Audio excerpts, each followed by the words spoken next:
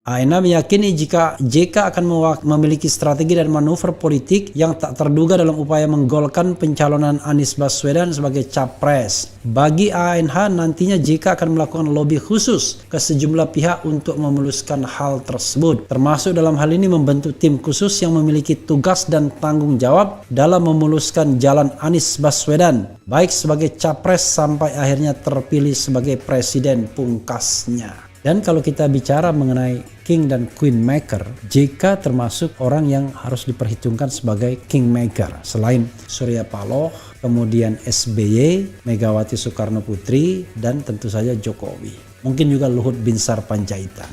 Bicara tentang Anies Baswedan, PDIP dan PSI ya pasti tidak lepas dari kaitan politik nasional. Seperti yang sudah saya katakan tadi, Anies adalah salah satu dari sedikit sosok yang bisa menerobos kemapanan istana dalam hal pencalonan presiden dan wakil presiden di 2024 mendatang. Itulah sebabnya ya Anies dalam tanda kutip diincar.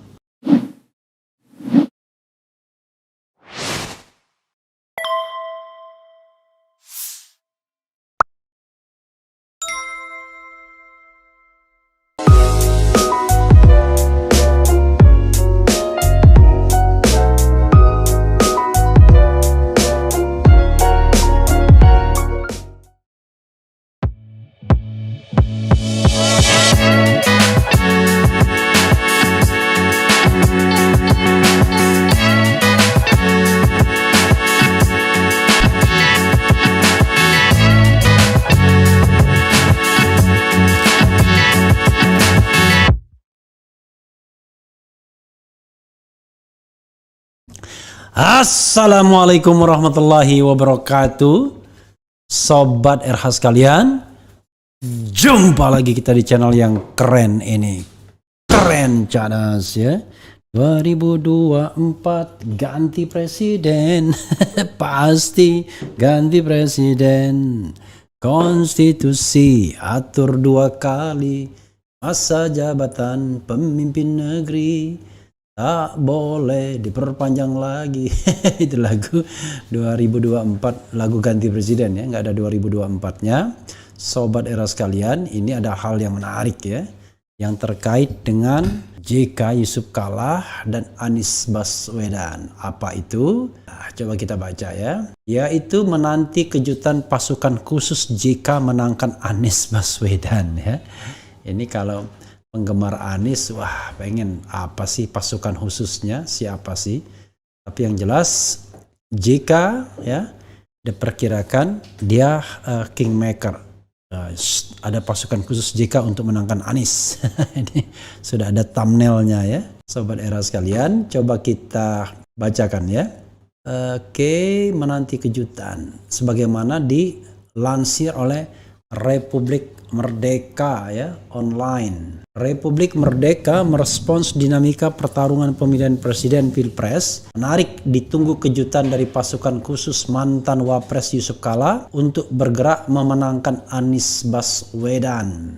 Demikian dikatakan pakar kebijakan publik Ahmad Nur Hidayat Selasa. Menurut Nur Hidayat, JK diyakini banyak pihak akan berjuang mati-matian untuk memenangkan Anies Baswedan untuk menjadi capres dan presiden RI 2024 mendatang. Kata Ahmad Nur Hidayat, kecenderungan itu bisa dibaca ketika beberapa hari yang lalu JK bertemu SBY dan Surya Paloh dalam sebuah kesempatan. Dalam pengamatan Nur Hidayat, JK memang selama ini dikenal sangat dekat dengan Anies Baswedan, bahkan jauh sebelum Anies Baswedan menduduki posisi Gubernur DKI Jakarta. Apalagi ketika Anies Baswedan maju di pemilihan Gubernur DKI Jakarta, di mana JK secara gamblang menyatakan bahwa dialah orang yang menghubungi langsung Pak Prabowo dan Ketua PKS kala itu untuk mendukung Anies Baswedan bertarung pada Pilgub DKI Jakarta, terang Nur Hidayat. Pria yang karib disapa ANH ini menambahkan, dengan mulai turunnya JK pada isu pencapresan ini membuat dinamika politik yang terjadi pada 2024 nanti semakin seru. Karena JK sebagai politisi kawakan yang memiliki track record politik yang patut diperhitungkan. JK ini 2 kali menjadi wakil presiden di Dua presiden yang berbeda, ini adalah prestasi yang tak bisa dianggap enteng, jelas ANH. ANH meyakini jika JK akan memiliki strategi dan manuver politik yang tak terduga dalam upaya menggolkan pencalonan Anies Baswedan sebagai capres. Bagi ANH, nantinya JK akan melakukan lobby khusus ke sejumlah pihak untuk memuluskan hal tersebut. Termasuk dalam hal ini membentuk tim khusus yang memiliki tugas dan tanggung jawab dalam memuluskan jalan Anies Baswedan, baik sebagai capres sampai akhirnya terpilih sebagai presiden pungkasnya. Luar biasa ya. Ya, sahabat era sekalian, itu tadi ya soal pasukan dari JK untuk Anies Baswedan. Nah, perlu sobat era sekalian pahami dan ketahui ya, memang seorang Anies Baswedan itu ya, sobat era sekalian, sangat dekat dengan JK. Nah, ini sudah menjadi rahasia umum. Jadi kalau nggak tahu akan kelewatan namanya. Dan bisa dibilang hubungannya adalah dengan katakanlah bukan menantunya. Jadi Aksa Mahmud itu adalah kalau tidak salah dia ipar ya, ipar JK atau apa hubungannya. Dan kita tahu Aksa Mahmud punya anak namanya Erwin Aksa ya. Jadi sahabat era sekalian, itu barangkali akan juga berpengaruh ya. Dan kita tahu bahwa hubungan yang dekat dengan JK ini ya chemistry-nya dapat lah. Saya pernah punya pengalaman misalnya dibandingkan ke Prabowo, Anies justru jauh lebih dekat dengan JK yang bisa ngomong sama JK. Even kalau kendati pun Prabowo yang katakanlah mendukung Anies secara formal dalam Pilkada DKI 2016-2017 karena Prabowo dan PKS yang kemudian membuat Anies bisa terpilih sebagai gubernur DKI. Tapi jangan lupa kingmaker-nya adalah JK ya, Yusuf Kala, dan di Yusuf Kala itu juga ikut ada mungkin juga Aksa Mahmud, ada juga Erwin Aksa dan lain sebagainya. Jadi itu hal yang barangkali kita harus lihat. Dan kalau kita bicara mengenai king dan queen maker, JK termasuk orang yang harus diperhitungkan sebagai king maker. Selain Surya Paloh, kemudian SBY, Megawati Soekarno Putri, dan tentu saja Jokowi. Mungkin juga Luhut Binsar Panjaitan. Dan diperkirakan ya seperti yang pernah dibahas bahwa JK sebagai kingmaker itu bisa dia menggandeng PKS, kemudian ke SBY Demokrat, dan kemudian ke Nasdem Surya Paloh. Surya Paloh masih bermain di dua kaki ya, antara Anies dan Ganjar, antara kubu istana dan kubu di luar istana. Tapi jangan lupa bahwa Surya Paloh paling tidak secara psikologi, secara personal jauh lebih dekat dibandingkan dengan katakanlah Ganjar Pranowo. Maka kalau skenario umum ini terjadi ya, ini ada kemarin saya pernah bahas itu, ada kingmaker JK, SBY dan Surya Paloh ya. Maka sesungguhnya sobat era sekalian, langkah Anies untuk dicapreskan yang menurut orang-orang akan sulit, bahkan ada yang berani bertaruh alpat, akan jauh semakin mudah ya.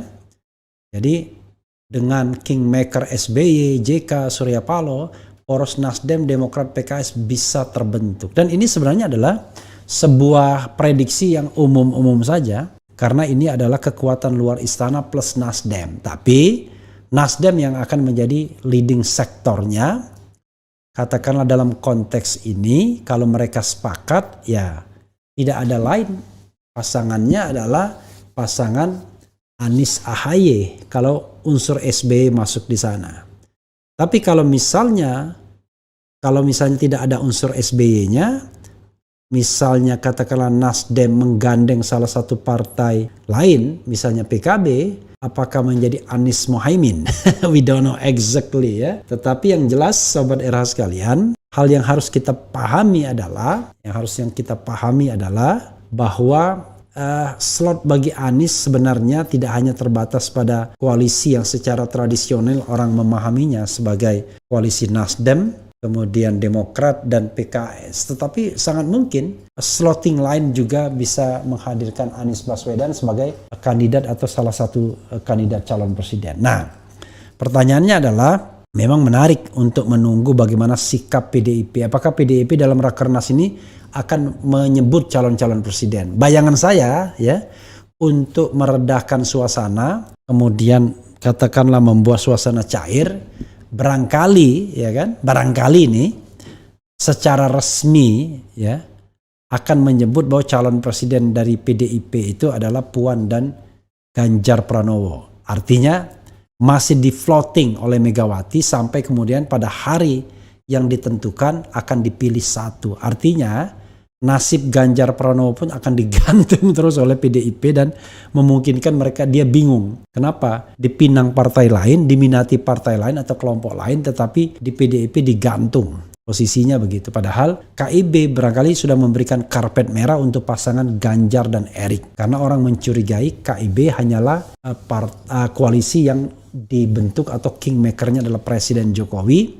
Dan Nasdem sangat mungkin masuk koalisi tersebut kalau dia mau meninggalkan kubu oposisi. Tapi kalau dia mau masuk di kubu oposisi, maka dia akan bergandeng tangan dengan PKS dan Demokrat. Tapi once again, sekali lagi, kalau kita bicara mengenai hal-hal yang fundamental dalam demokrasi, harusnya presidensial threshold itu 0. Jadi agar calon-calon ini tidak diombang-ambingkan dan bisa menentukan jauh-jauh hari akan mencalonkan diri atau tidak. Kalau sekarang kan seolah-olah ini urusannya Megawati di PDIP, urusannya Surya Paloh, urusannya SBY, urusannya siapa lagi, Erlangga Hartarto dan lain sebagainya dan lain sebagainya. Harusnya ini urusan kita semua. Sekali lagi saya marah dengan Mahkamah Konstitusi dalam tanda kutip marahnya ketika tidak menerima legal standing orang-orang yang kompeten untuk mengajukan ini. Ya. Warga Muara Karang bisa diterima legal standingnya yang mempermasalahkan jabatan ketua dan wakil ketua Mahkamah Konstitusi, tapi ini warga negara Indonesia yang punya relevansinya dengan Pilpres kok malah nggak diterima. Bahkan Partai Umat yang jelas-jelas akan dirugikan kalau mereka lolos dalam Pilpres atau dalam pemilu 2024 ini juga tidak diterima legal standingnya, gitu ya, sahabat daerah sekalian. Oke, sahabat daerah sekalian, itu saja ya. Mudah-mudahan kita bisa bahas lebih lanjut dan jangan lupa ke Refli Harun Podcast, interview dengan Sang Alang menarik ya, sambil dia menyanyikan lagu 2024 gantian. Wassalamualaikum warahmatullahi wabarakatuh. Cia.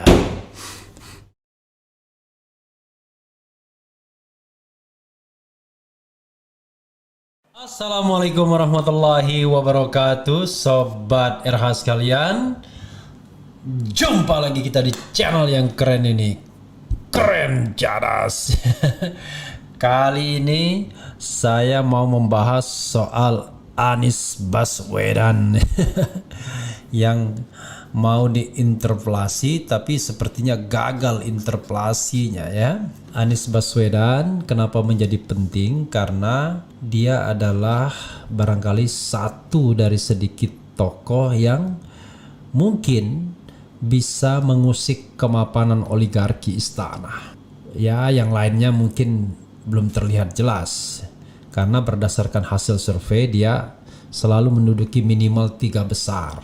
Jadi 3 besarnya itu Prabowo, Ganjar, Anies, Anies, Ganjar, Prabowo, atau Ganjar, Prabowo, Anies ya. Bolak-balik.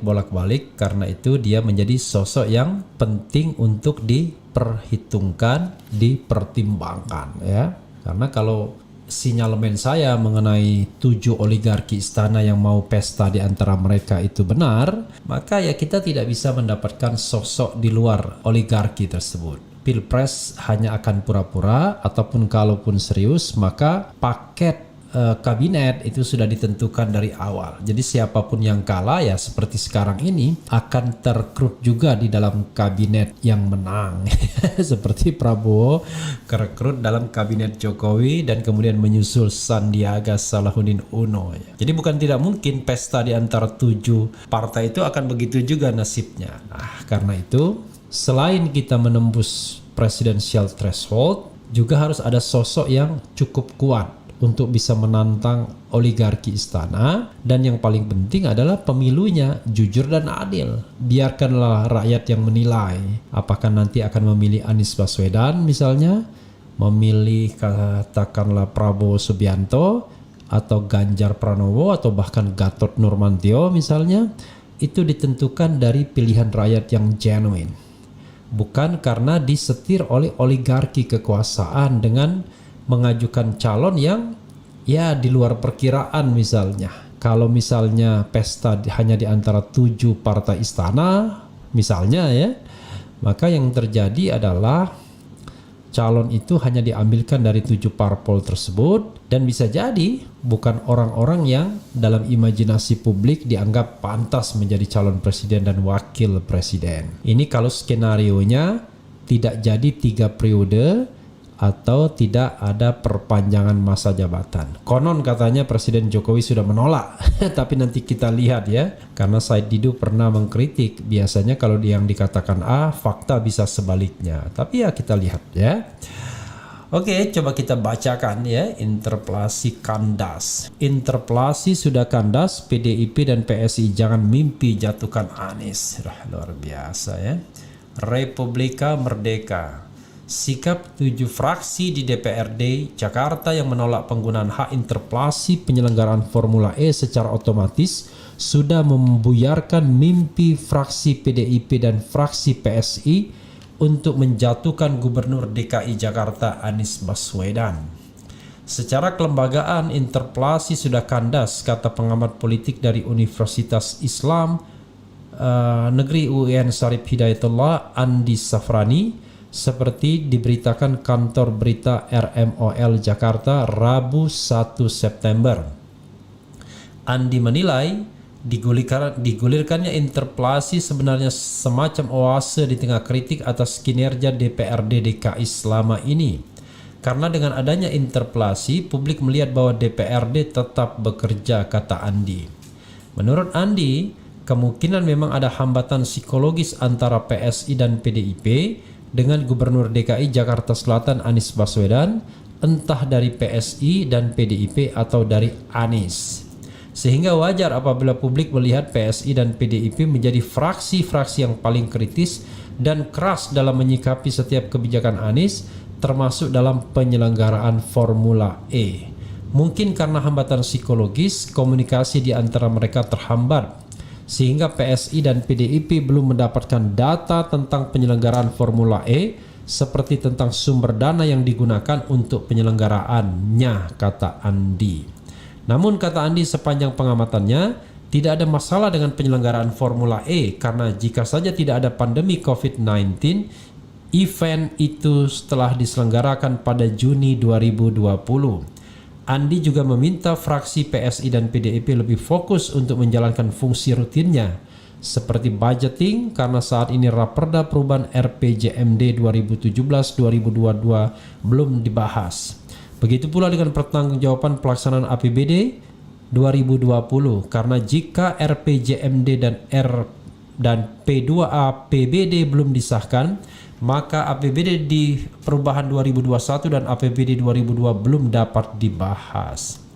Padahal sesuai aturan perundang-undangan, APBD perubahan sudah harus disahkan pada akhir September dan APBD 2022 sudah disahkan pada akhir November 2021. Andi juga mengingatkan jabatan Anies sebagai Gubernur Jakarta periode 2017-2022 berakhir pada Oktober 2022. Kalau PSI dan PDIP memang ada niat untuk menjatuhkan Anies, sebaiknya dihentikan karena hanya menimbulkan instabilitas politik.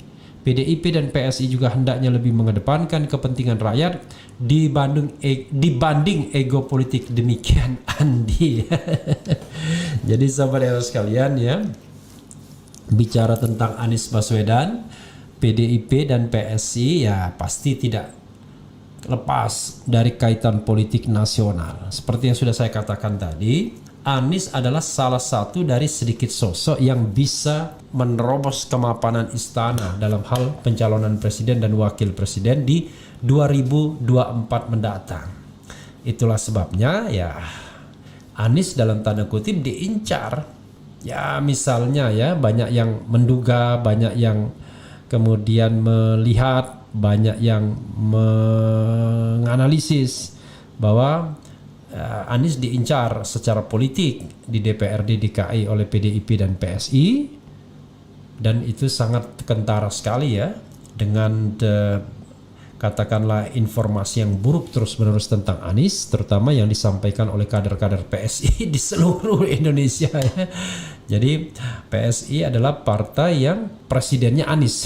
Maksudnya adalah dia counterpartnya tuh Anies ya. Jadi walaupun ketua umumnya, sekjennya, kemudian anggota-anggota DPR-nya ya, bahkan orang-orang istana misalnya yang sudah bergabung dengan istana Presiden Jokowi, tetap saja maka yang harus dikritik adalah Anies Baswedan ya. Itu yang menurut saya tidak aneh, karena ini soal persaingan politik. Jadi bagaimana mematahkan kaki-kaki Anies, sayap-sayap Anies, ya itu adalah kerja-kerja politik mereka yang saat ini berkuasa dan tentu pro pemerintahan Presiden Jokowi, karena dikhawatirkan Anies akan menjadi calon yang kuat tidak hanya untuk pemilihan gubernur DKI yang mungkin dia tidak ikut lagi, tetapi juga pemilihan presiden di 2024 seandainya slot itu tidak diborong oleh semua koalisi istana atau kita bisa menjebol presidensial threshold gitu ya. Itu satu sisi. Sisi yang lain juga ada isu mengenai misalnya bagaimana quote unquote ya, itu perlu diverifikasi, analisis yang mengatakan bahwa ya Anies juga diincar dari sisi katakanlah dugaan-dugaan penyimpangan. Dan sepertinya KPK dalam tanda kutip punya misi untuk itu, untuk memeriksa dan mendelegitimasi Anies Baswedan. Allahu alam ya. Tapi kita melihat kaitan fenomena itu dan melakukan analisis seperti itu.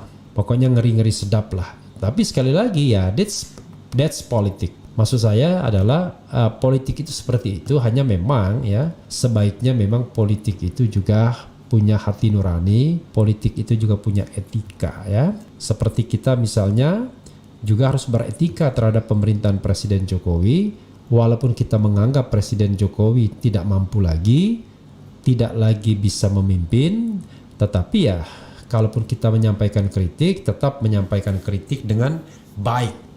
Tapi bukan berarti lembek, keras tetap, tapi tidak perlu menyampaikan penghinaan-penghinaan ya. Sebagaimana misalnya buzzer-buzzer istana sering menghina Anies, dan juga pengkritik-pengkritik Presiden Jokowi juga sering melakukan penghinaan-penghinaan yang sifatnya bukan lagi kebijakan. Jadi marilah kita sama-sama fair ya, sama-sama fair. Jadi jangan sampai kemudian kita karena punya favoritism kemudian berlaku tidak fair. Itu yang kedua yang ingin saya singgung ya. Yang pertama tadi soal PSI dan PDIP, kedua soal mengenai KPK. Nah, yang berikutnya adalah soal yang terkait dengan katakanlah misalnya bagaimana Anies Baswedan ini bisa ikut dalam kontestasi. Karena kalau 1 dan 2 tadi lolos, maka kan trapping yang ketiga adalah parliamentary atau presidential threshold. Bukan hanya Anies Baswedan, saya menginginkan Gatot Nurmantio juga bisa ikut kontestasi. Intinya adalah baik orang-orang yang sekarang dipersepsi sebagai part of the state, bagian dari istana, maupun di luar istana yang memerankan dirinya sebagai oposisi. Itu juga diberikan kesempatan, atau katakanlah paling tidak demokrasi kita memberikan kesempatan kepada orang-orang yang memang mau dan mampu berkompetisi. Ya, jangan sampai kemudian dilayukan sebelum berkembang. Kalau layu sebelum berkembang sendiri, mending ini dilayukan sebelum berkembang ya.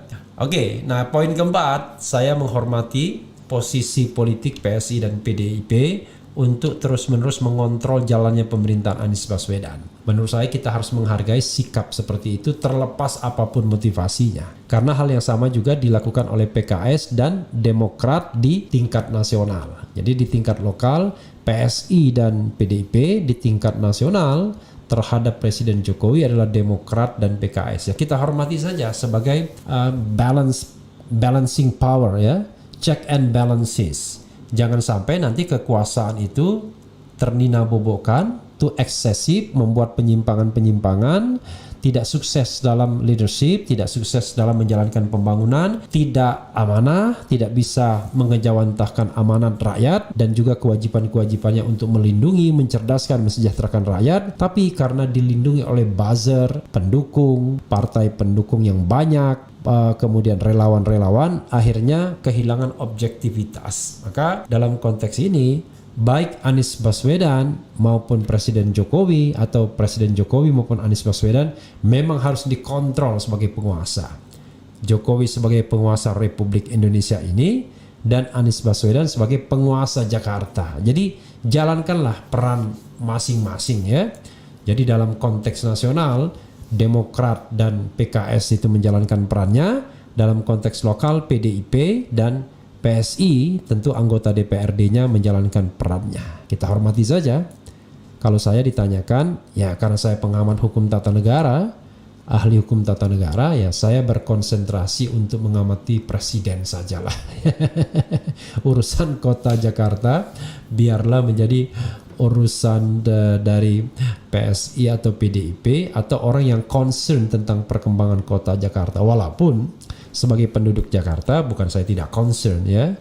Ya, saya pesan juga kepada Gubernur DKI Anies Baswedan kalau bisa harus mampu melakukan pendekatan lingkungan, perspektif lingkungan, environmental perspektif dalam setiap kebijakan-kebijakan. Kita menginginkan udara di Jakarta ini jauh lebih baik, tidak lebih buruk. Kita menginginkan Jakarta ini jauh lebih hijau, sampah-sampah dibersihkan, bau-bau got atau bau-bau kali itu bisa dibersihkan. Jadi harapan kita ya sesuai dengan janji Anies, bahagia maju kotanya, bahagia warganya. Kira-kira begitu ya. Jadi environmental perspective itu sangat saya pribadi sukai dalam setiap proses kepemimpinan. Dan sayangnya tidak banyak pemerintah yang melakukan pendekatan environmental perspective. Karena yang dituju adalah bagaimana membangun, tapi bagaimana membangun lingkungan yang baik itu sering tidak ada di dalam kamus atau di dalam otak para pemimpin baik nasional maupun lokal.